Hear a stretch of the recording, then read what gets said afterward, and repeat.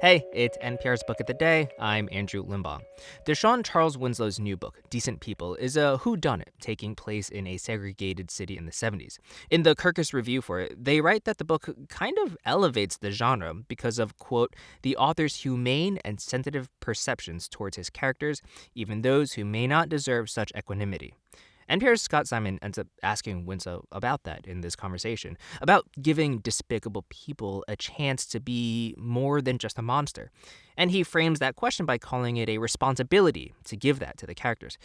And Winslow kind of disputes that framing, and instead he argues that it's really more of a closer reflection of reality, that most people aren't just one thing. We're going to return now to West Mills, North Carolina.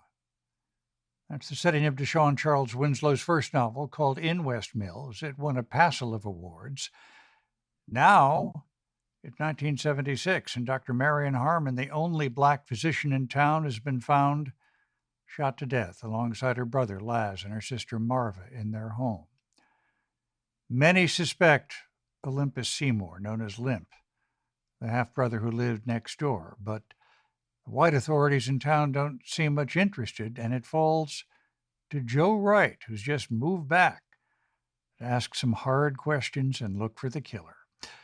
Decent People is the title of this new novel. De'Shawn Charles Winslow joins us now. Thanks so much for being with us. Thanks for having me.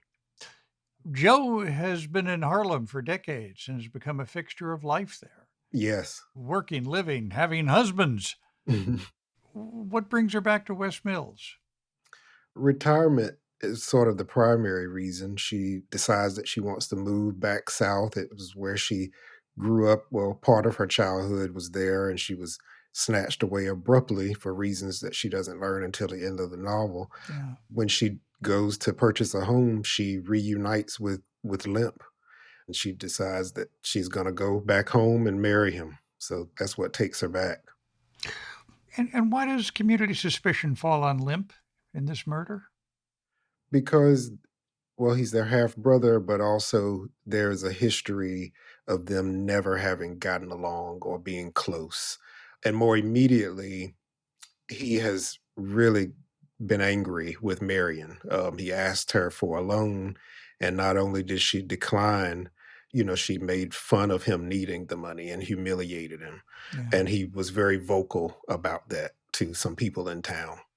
Well, tell us about West Mills. And of course, I have to ask, you grew up in Elizabeth City, North Carolina. Boy, you must get tired of being asked this, but is West Mills Elizabeth City?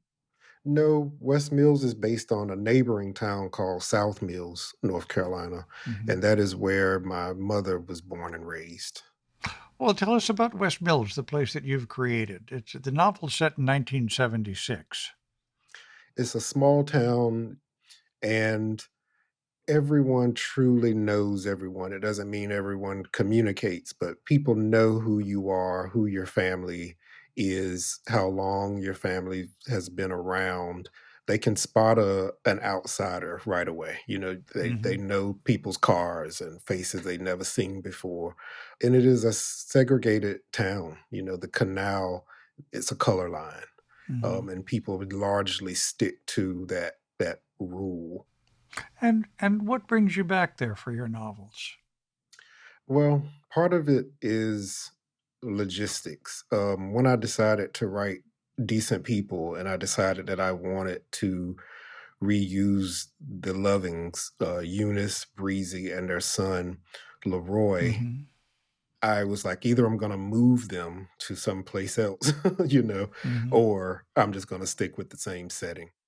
Yeah, Leroy was tugged on my heartstrings. I found myself very moved by him. Yeah. Yeah, he's 14-year-old queer kid, and he's tortured. And well, I don't know that he's tortured so much that his mother is, but he is a little bit of a pariah. But Leroy was actually happy. It was when people start to want to change him that things start to go wrong. Yeah.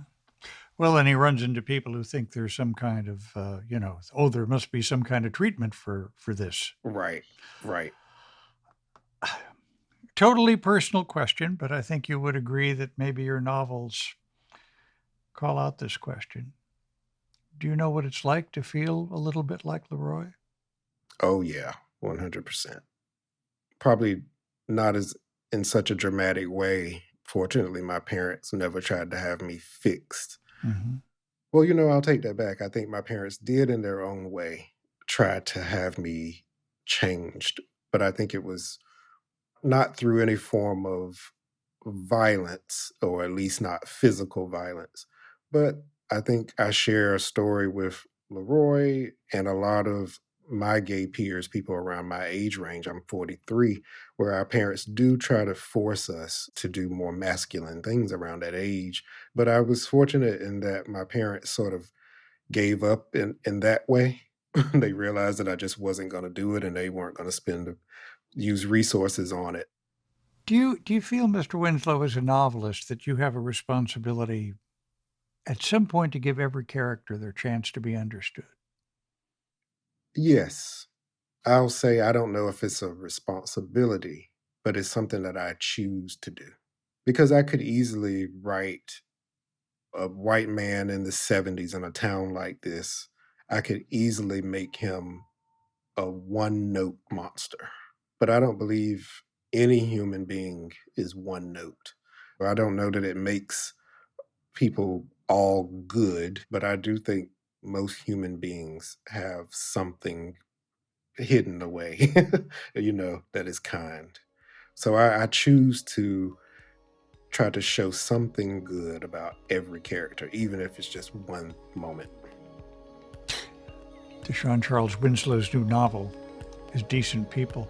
Thank you so much for being with us. Thank you for having me.